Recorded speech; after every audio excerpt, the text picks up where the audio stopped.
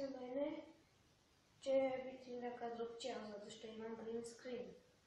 Uglavnom, tu je sve osvjetljenje, tako, i nadam se da će biti dobri efekti.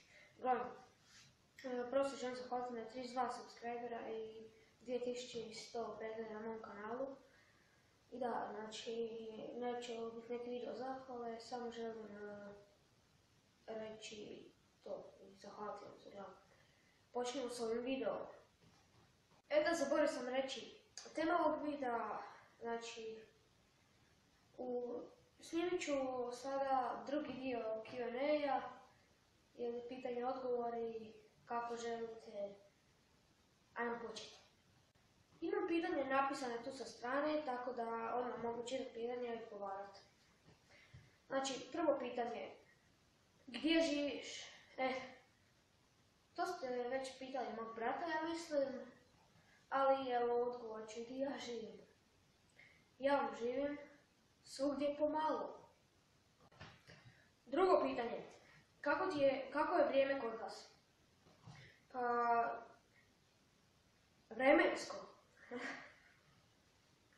Treće pitanje, za koji klub navijaš? Real Madrid. Četvrto pitanje, igraš li nogomet? Pa, nekad. Peto pitanje, najdraža grupa. Mislim da se to odnosi na glazbenu grupu. Ima puno grupa koje slušam, ali jedna se posebno ističe. Grupa se zove Guns N' Roses.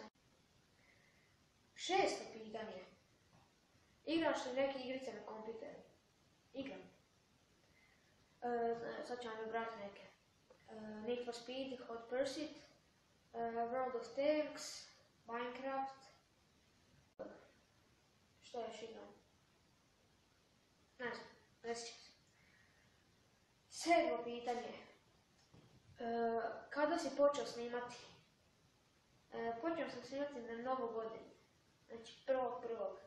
Ako želite pogledati naš prvi video, bit će dolje u deskripciji ili ću ga tu negdje staviti. Znači, taj video nije baš dobar.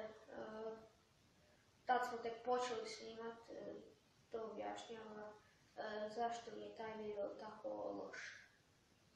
Pa, ako ga sve hoćete pogledati, rekao sam već, bit će tu negdje. I da, to je bilo to za ovaj video, nadam se da ste uživali, ako jesi like, ako nisi još jedanput like i naravno subscribe se za još.